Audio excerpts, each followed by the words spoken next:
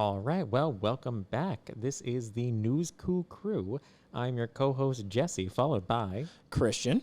and we are here with chapter 1055 of One Piece with the New Era, and we will be going over the new chapter with you guys today. Yes, so last episode we talked about sitting down and looking at it for the first time, but we couldn't quite get together on a timely manner, so both of us are coming into this having already had at least one read-through. And I'll be honest, I only had the one read-through. I had one read-through. It was today. It was a couple hours ago, so it's still fresh in my mind. Oh, you read it for the first time today? Yeah, I did. Oh, you could have waited for this then. I could have waited for this. Yeah. Whichever one it was going to be plausible deniability, to be completely honest. Oh, fair enough. Yeah. Okay, so let's get straight into it then. We open up on the lovely flower capital in Wano as people are stomping, tromping, as the onomatopoeia says, with wahahaha's. And is that Jinbei? Like in the middle center there? Yes. Yes, it is. Yes. So we see one of our Straw Hat crew down there. I'm sure if we take a closer look, we might be able to pick some more people up. But directly to our left here on the next panel, we can see Tama, Nami, and our newest, what would you call him, I guess? Accoutrement. Yeah, right? Yes. So we're talking about Zeus. Zeus. Or whatever form Zeus is now in, Yes. incapacity being the familiar for Nami, I guess. So yeah, I guess she's a Traitor to Big Mom. Oh yeah, Zeus is definitely a traitor to Big Mom. But had a crisis of conscience. But we're back now. We're back. So we're with Nami. All right. So then we cut right back to the action as we get Rio Kyogu and our now adult Momonosuke in his pink dragon form. Yes. As he tells Yamato to stop, continuing on from last time, she questions, or he questions, or they question. Why? Yes. Why can't they fight him? You mustn't. Don't you dare strike him. And then we see him Immediately get wrecked. Immediately wrecked. Yes. Which is pretty cool. And then we have Rizo jump in, hit us with one of those ninpo. Nimpo, using one of the scroll jutsus, using his fire escape, which, of course, what beats forest, what beats any kind of grass type. We're going back to Pokemon rules here. So what would be most effective is fire. Right, fire type, of course. Yeah, according to the next panel. But what would you think of in One Piece if not the obscure? So we immediately get hit with the, Rio Kyogu's like, you thought this was my weakness. You know that thing we established very early on that Logias have inherent weaknesses that you can capitalize on? Yeah, not the forest. Actually, not here. The forest. Not here. Because would you think that he would hack it as an admiral of the Navy HQ? Nah. He was actually susceptible to such an obvious weakness. So easy. Then we see him curl up a nice root, and it looks like he hockey clads that tip, and he just pierces Rizo. You know what? It's very interesting that you immediately go with that, because as soon as I saw that black tip, I was like, oh, that's hockey infused. That has to be. Of course, right? Of course. And then pierces through, and then to me, this next panel looks like almost like life force draining, right? Very cell, very imperfect cell DBZ, using this root to absorb life force. I always go there, but it brings me back to, another Logia user that I enjoy, Crocodile, and his magical right hand of moisture sucking. Of course. The king of dry has such fantastic drip, though. Yes. All right, so curses go out to you, Rio Kyogu, from the currently on the scene Akazaya, or Ayakaza? Akazaya? Akazaya, right? Akazaya 9, but we're missing a few people, I think. Yes. So Kawamatsu and I was going to call them furry bait. And that's really rude because I really like these characters, but that was the first thing my brain went to. But the minks are our two lovely mink general samurai. You're not wrong. Yeah, I know. You're not wrong. I know. Yeah. But this topic manga anime has its own inherent furry bait in the form of Zoans.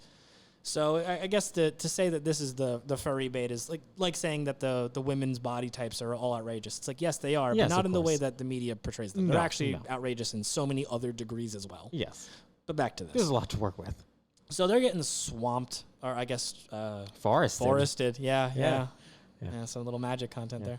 As we cut to a more important scene, in my opinion, which is the Kozuki's Sukiyaki's secret chamber. Now, before Wano ended, we had revealed that our Tengu at the beginning, who was taking care of Tama, is actually been the father of Odin the entire time, the previous shogun before the previous shogun. The plot twist, yes. Yes. Honestly, didn't see it coming. And also, honestly, didn't really care. There were so many more impactful characters in the backstories that I feel like him being around is like, oh, neat. The twist was M. Night Shyamalan again, it was important for the story, of course, to continue on. Did I see it coming? Didn't matter whether I saw it coming or not. Was I shocked by it? Again, didn't really matter because it was important, not impactful. Yeah. And I think that my mind on him changes a little bit for the next coming scenes as he addresses that Trafalgar has now joined him and Robin, who we had seen in a previous scene. When we first revealed that he was, in fact, a Kozuki when Robin had been first talking to him. So now we enter Law to the scene, because we didn't see him partying at all. We saw Kid, I believe, and we saw Luffy, but we didn't see anything with Law. And he goes on to say that he never told any of the, now previous rulers of this land for the last 20 years about it. However, Jack, the lead performer, was a fishman, which we knew about. Yep. And they discovered the poneglyph in quick order through that. And now, why is that? Why is the fishman important? Yes. I like that. That was a question that they asked. Yes. Why would being a fisherman make it easy to spot? Yes. Quicker to see for yourself. Law says, how long will it take? Let's say several centuries into the past. Excuse me? That doesn't make any sense. Just the grammatics of this. Just the grammatics of it. But I do like it because it gives a certain gravitas to it, where it's like, I can give you the quick answer, but now what we're looking at is we are technically looking at almost like a time capsule of the reveal, quote unquote, right? Yeah. So I actually, the first time I read that, I was like, that doesn't make sense. Are we going to go into a flashback? Are we going, how are we going to do this? But I kind of like it because it immediately follows into why he's saying several centuries back. Yeah. Yes. And so they talk about some of the geoscape of this area. Where's this dim light coming from? There's a glass block at the end of that tunnel. Go ahead and look through. We're at the sea floor at this point. And then we find out that Wano, at the bottom of the sea, had not exactly at the bottom of the sea, but we know that Wano has these high walls that we had to travel up jump up the waterfall.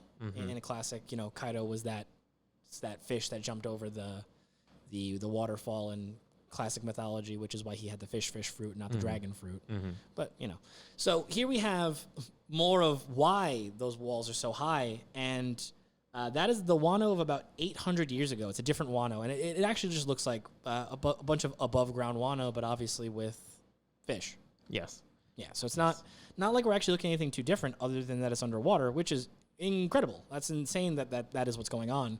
Yep. And we can get more from Kozuki here that why this happened. When they built the walls with an enormous Fuji mountain.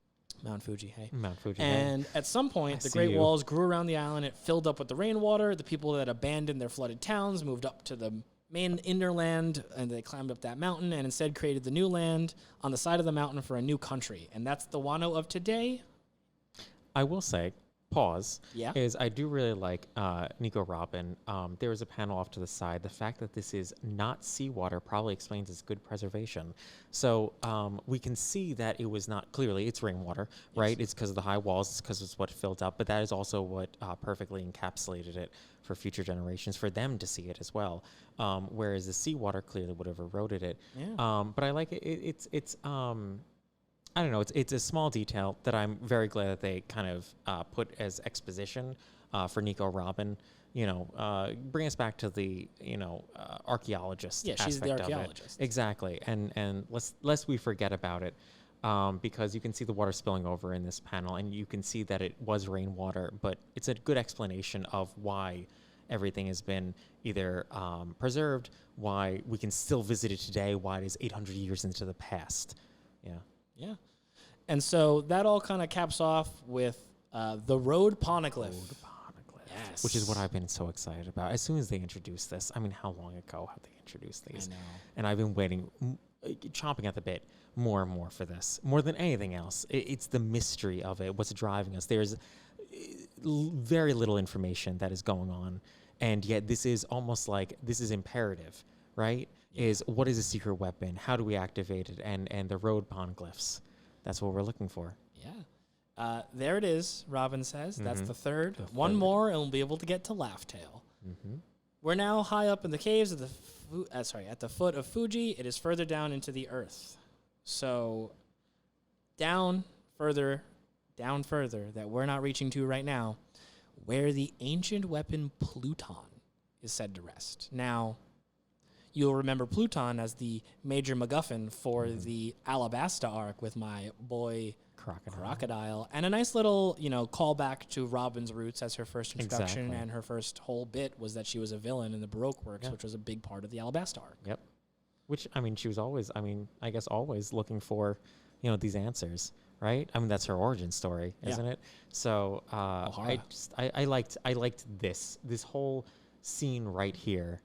We finally bring Nico closer to, and also we again reintroduce Pluton, this ancient weapon, and I'm a sucker for these mysteries. What are we looking for? What is this? What and they've done so well in explaining so little. Yes, that it is captured. As far as me, my own interest is every episode, every chapter. The more that we go into it, when are we going to see more of the ancient weapon? Why are we afraid of it? Why is CP9? Why is CPO so terrified of this? Yeah, it's one of those things with the wonderful world of the many questions with One Piece. Every time we have a question answered, it just gives us 3 more questions. How many questions? Ask. Yeah. Yes. Yeah. So we learned about the ancient weapons, and we're like, oh, that's a big thing. That's the MacGuffin for Alabasta. And then we find out later on that it was never there. Robin says, no, never was here. She was always playing her own game. Yes. Love it. So in order to retrieve this Pluton that is buried here in Wano, the walls will need to be torn down. In other words, opening the borders means destroying the country's natural defense and unleashing an ancient weapon onto the world. So now here we have 2 problems, right? Yes. Not only leaving Wano after finally we have taken down the big bads, but also leaving an entire nation, right, to attack. And also because of that inherently is Pluton, the weapon. It's here, or supposedly, right? We don't really know yet, but it is releasing an untold, unspeakable weapon to the world. Yeah, and what's so cool about this, and they immediately jump on what the next question should be from here, which what Robin says is, opening the country will release the weapon, but why did Kozuki Oden want to do such a thing? And then Kozuki Oden's father says, I've told you everything that is passed down through the shogunate's line. I could not tell you what Oden learned in his travels abroad. Which I love. Oh, that's so good. So I can give you the information. The whys, I cannot. And that's exactly what I was talking about just now. That is we had an answer to a question. Here's Pluton, but why would someone we know is categorically moral good, or at least aligned with our interests as the fans? And why would they want to unleash devastation upon the world? That is not a trait that our most common, we kind of stick with these characters have. Yes. And we leave off right there on that scene. Last time we talked, we said the last chapter there was kind of like 3 scenes that were unique to break down. I don't feel like it really does that much here because we kind of flow back. Yeah, because we flow back into the first scene here, where we had Rio Kyogu bodying our allies here. Still bodying. Oh, he absolutely is. Still bodying. I love his silhouette style. Like, not proper silhouette, but like that distance. Like, just looking at him, he looks like some crazy Blanca plus Pikachu plus Torterra kind of creature. Yeah. And he looks great in this picture. Yes. So he begins to continue his tirade, his destruction. Racism is the wrong word. It's just straight up bigotry, right? Bigotry, yes. Yeah, so he is firmly in his belief of the haves and the have-nots. Yes. And nothing will shake that. That is his moral founding, which we love a villain that we can hate. Yes. And this, right off the bat, from the last episode, right, we established he is the Celestial Dragon's #1 fan. And... yeah. And immediately is just nausea-inducing for me at the very least. And he's continuing that. That's it. Yeah. Here, let me barrel through some of his text here so we could talk about that bigotry at length after talking about what he actually says. So he begins with, near the flower capital, coming back to the scene, that imagery of that Pokemon-esque thing I said. Mere human beings cannot match the might of nature itself. Don't you get it? It was Kaido's presence that kept me from coming here. Sad as it is to admit, Kaido's rule was a deterrent that kept enemies away from this land. Now bring me Straw Hat Luffy. Once I've taken his head, I'll be on my way. Which I loved, that Kaido was such a big presence that it would even stop, the naval force. And I was like, oh, so you are, like, we saw it, but like Big Mom, we really felt it. Kaido, it was more of an experience. Like, we kind of went through it, we understood, you're the big bad, this is terrifying, but in this way, it was like, oh, you are a global presence. You were such a big bad that you stopped other big bads from coming even close to Wano, which I thought was really interesting. Yeah, it also builds on some of the previous things we understood, like moving from the pre-time skip to post-time skip and learning that a lot of Whitebeard's territories had been, reshuffled or lost entirely. And learning that, that was the first thing we had for Yonko influence. Yep. Yeah. And that expanded out to the point where now we can tell that Luffy has gained some sort of Yonko influence in forms of his own territories. He's claimed Fishman Island, and wherever the Barto Club has landed a nice straw-hatted Jolly Roger, that's our other area that we're not aware of yet. It was Shanks' territory, but we'll get to that. So now we go back into the conversation that Yamato and Momonosuke were having about why can't Yamato actually assist here. And more particularly, Yamato says, we can rely on Luffy and his friends for help. They're better than him. So Yamato is quick to recognize our boys and girls. They're better than this Admiral. Yeah. Together, they'd wash this Admiral. Yes. Momonosuke, though, being the righteous and awesome leader that he's becoming, that is not an option, and I won't ask for your help either. Don't bother. You have been trapped on Onigashima for all this time, and this is finally your chance to be free. So I'm going to give you a proper send-off. Luffy, Zoro, and the rest, I've had them fighting my battles for me this entire time, or all this time.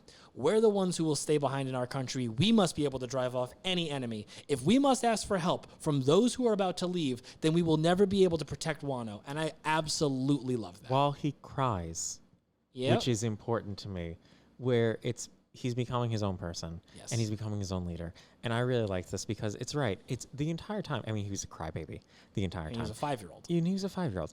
But it's, it was always the expectation, you will one day lead Wano. And here he is, even though he is saying this from his heart, that we cannot rely on others, that this is our country to defend, et cetera, he's still crying. Because, I mean, what is he if not a big kid? Yeah. That's it. Literally. That's literally it. He now is a large infant. Well, yes. A large kid. Large kid. Who has, legendary Zoan fruit. So, I mean... Well, fake legendary. Fake legendary Zoan fruit, but still, I mean, very imposing. But I appreciate that they included that even though he is now, quote-unquote, right, the big threat himself, kid, we're a child. I'm crying. It's still upsetting. He had this... everything thrust upon him. Yeah. But he is still making this stand. I really liked right here this scene. Yeah, it really set. Every scene from Momonosuke was always just him as a kid reaching to that voice of the world that we know exists. And this feels like the first time he's actually himself. Like even when in the sorry, I'm stammering a lot. Even in the Kaido fight, he wasn't really fighting. No, it was more just he was there on the auxiliary support. I am here because I have the power to help. Yes. This is my stand, my first and most important stand for Wano. Yeah. And here he is with his next big stand. Oh, yeah, it is. As Yamato recognizes what he's saying, and he begins to scream for Rio Kyogu to be gone, saying, "Be gone, forest monster." And we can tell, talking about what you said with the crying, Rio Kyogu says, listen to you squealing like a little kid. I didn't know dragons could sound so pathetic. So now we know, at least when we get to this scene animated, we can tell from that he was, squeaking and crying and sobbing. Yeah. And then he screams, "Be gone," and hits him with an all-natural bolo breath. A devastating blow right through the chest cavity, straight through, which you can even see the pained look, right, of this giant forest creature, right, that we've been so imposed upon, taking everyone down, just wrecked. Yeah, we can see that it's a little, uncontrollable for him as we see his allies getting blasted as well. And then we see Denjiro very excitedly, what was that? It looked just like Kaido's. And he goes to shoot out another one. And it looks like it's going pretty well for him. But, as Logias best as we can. Yeah. As Logias do, they grow back up from their material. And I love the touch here. Because in other times, the Logias would be like, you punch a hole through Ace and then the fire reforms around his body. You take out the nature Logia guy, and what does he come back as? Sprunk. Little bud, and then comes back up as like a twigged creature kind of thing. I loved that. Yeah, me too. I loved that. Where instead of just, it's easy to pass through something. It's easy to, but as nature, it's, as the forest gets destroyed, right? Be gone, be gone, be gone. Blast, blast, blast. What do we have left from the forest? Is we have the sprouts left after. Yeah. And I really like that because it brings us panel to panel, right? It becomes a small sprout, then it becomes, this twig creature, and then becomes fully formed, but almost still like skeletal at first. Yeah. I understood wooden creature, but not fully fleshed. Very yet. teen Groot. Yes. It's very Groot line right here, and I like that. Yes. And then immediately becoming, forests think in centuries, not decades, becoming his full potential again immediately, and becomes right back. So you mean business, and he does too. Yes. And zap zap. Suddenly, from off screen somewhere, we see black lightning crest the sky. What do we know about black lightning, Jesse? That is the Supreme King Hawkeye. It is. And so Ryukogyu, being the notable little bitch that he is, recognizes that, and whose could that? This be? Oh, no. Oh, no. Oh, Ben Beckman. But who else could it be? Is this, he shouts, the red-haired pirates? Are you nearby? Of course it is. Who else would it be? We knew this. We knew this. We knew Shanks was here. We knew Shanks was here, but you know what? He didn't. And look how far off. So this is something, it's very funny that we had predicted this.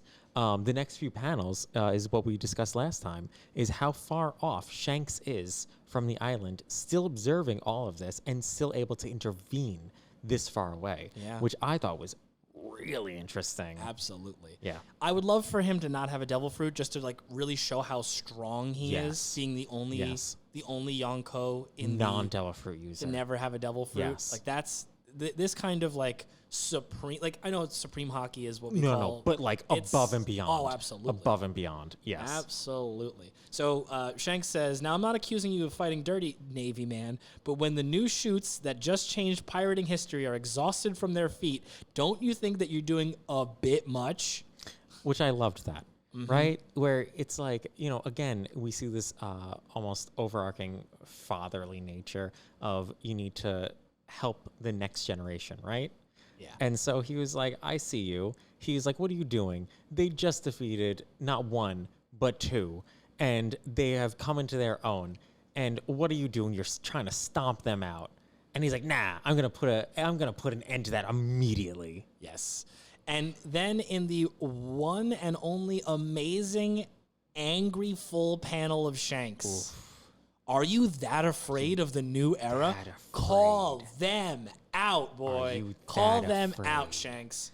Look at the and the detail in the veins in his forehead throbbing. From this. I love One Piece forehead veins. Dofi is the pinnacle of forehead veins for One Piece, but there are so many other forehead veins. This one is we're using our forehead veins for good, not for evil. Yes, I've actually been developing my own forehead vein, like right on the left side of my temple, and every time I see it, I try to push out a little bit, which is bad for me, I know, and my girlfriend gets upset with me.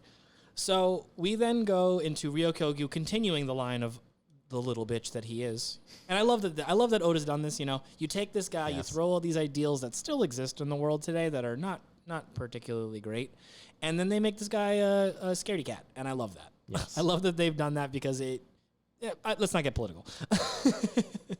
So we then get back to just people celebrating. Momonosuke is still crying, but it's like happy tears to see the threats going away. We get Brook, we get Chopper, we get Frankie and his wonderful haircut. We have Kumurasaki and that's not Otama. What's her name?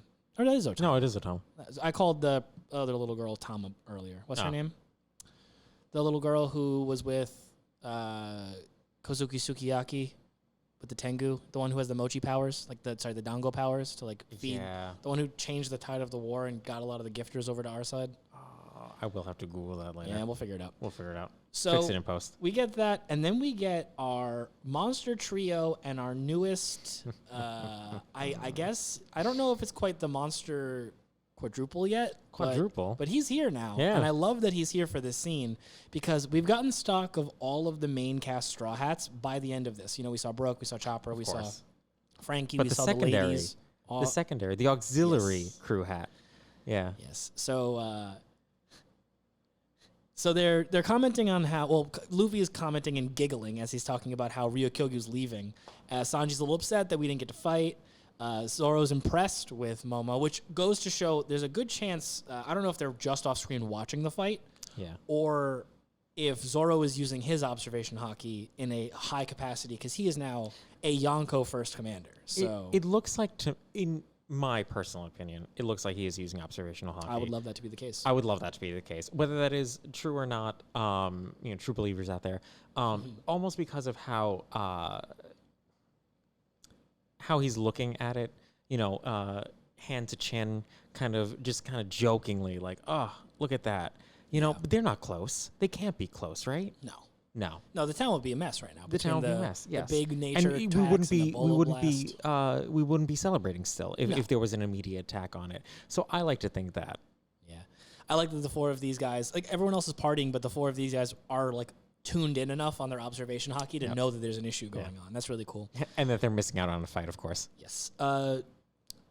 Jinbei ends up with that was some monstrous hockey being thrown down there. What was that?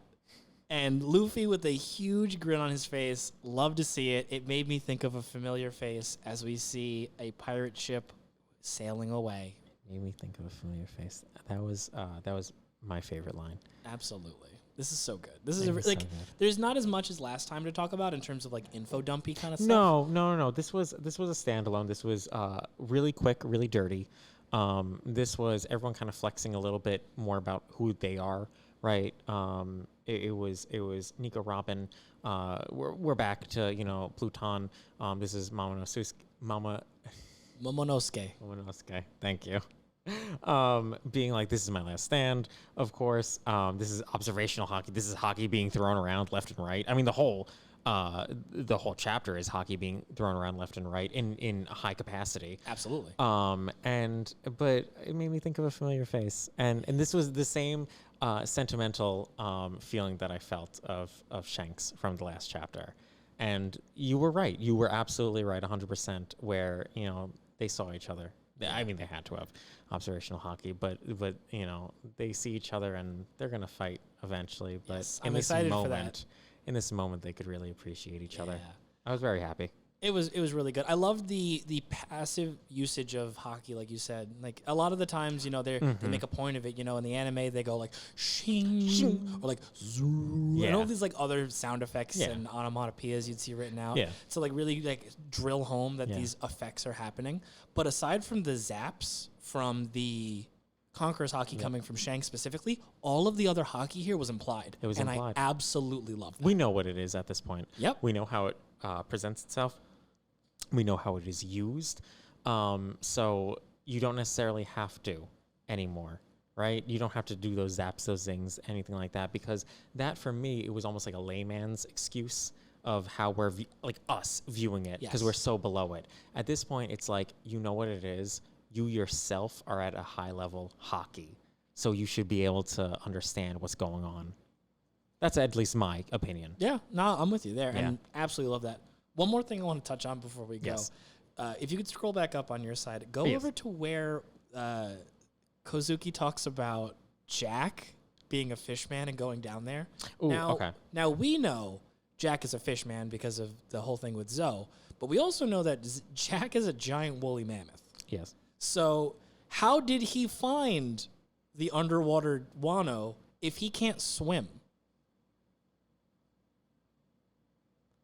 See, do you have an answer? Because I don't have an answer. The dead air there was intentional, by the way, for anyone who's editing this, if it's me or if it's someone else. But that was...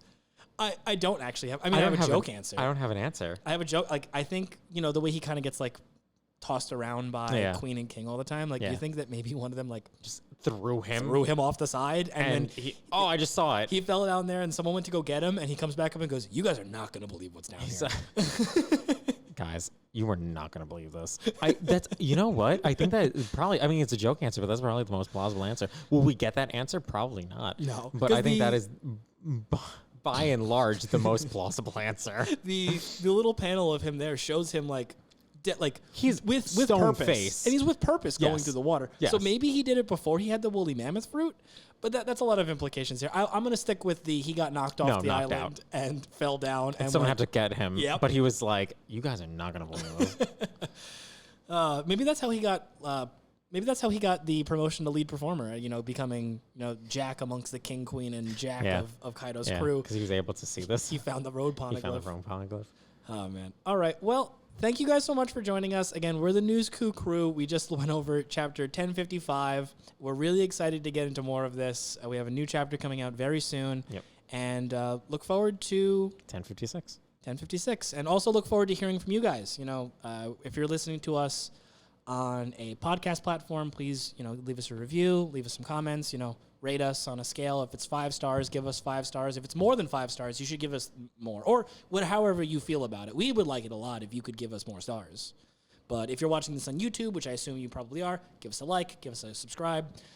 Right now, we're looking for a home for this podcast. And where it is right now is probably not going to be its final resting place. So look forward to that as well.